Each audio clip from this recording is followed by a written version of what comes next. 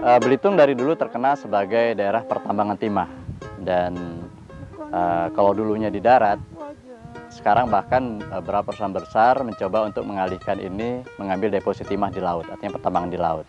Ketika tambang mau beralih dari daratan ke lautan, serta-merta dari semua lapisan melakukan penolakan.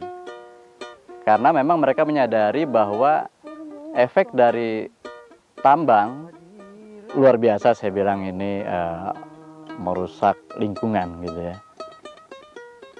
Ketika kemudian Belitung terkenal dengan Laskar Pelangi, ini membuka mata banyak pihak bahwa pariwisata mungkin ini sebuah alternatif income ke depan. Karena memang keindahan Belitung luar biasa, baik di daratan, di lautan, di pesisir. Sehingga kemudian mulailah berfokus dari pertambangan dan perkebunan berpindah kepada pariwisata dan perikanan berkelanjutan. Harapan kita masyarakat lokal lah yang menjadi pihak yang paling diuntungkan di dalam bisnis pariwisata. Dan yang kedua adalah lingkungan tetap terjaga dengan baik.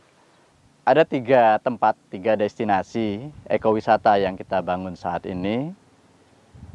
Yang pertama itu adalah Pulau Kepayang dengan berbasiskan konservasi penyu dan terumbu karang.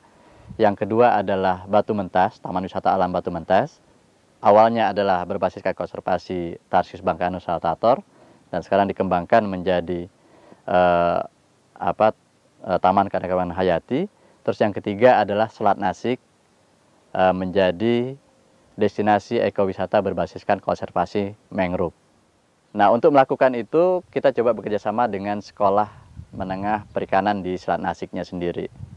Nah, kenapa ini dipilih? Pertama, mengedukasi anak-anak akan lebih mudah barangkali dan juga mereka bisa menjadi perpanjangan untuk kemudian mengajak orang tua, masyarakat di sekitar sana untuk kemudian juga care terhadap mangrove di sana.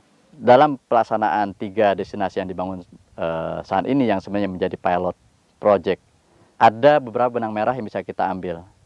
Pertama adalah bagaimana pola pendekatan. Seringkali pendekatan yang dilakukan adalah pendekatan project.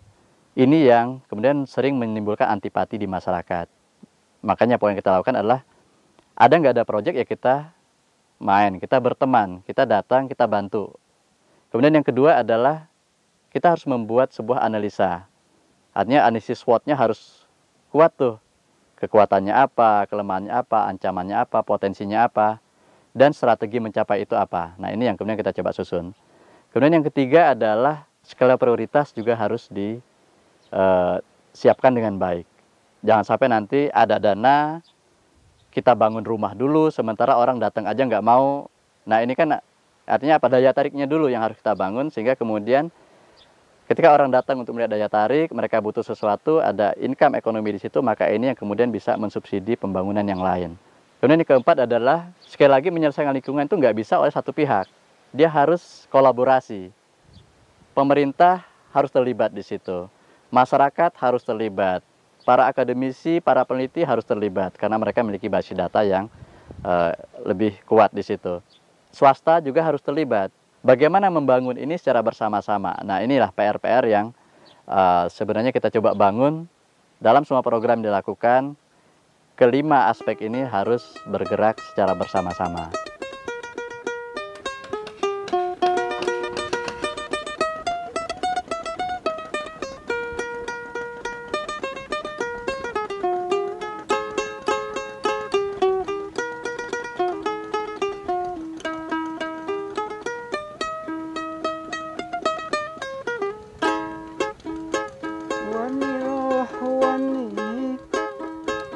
Bukanlah wajah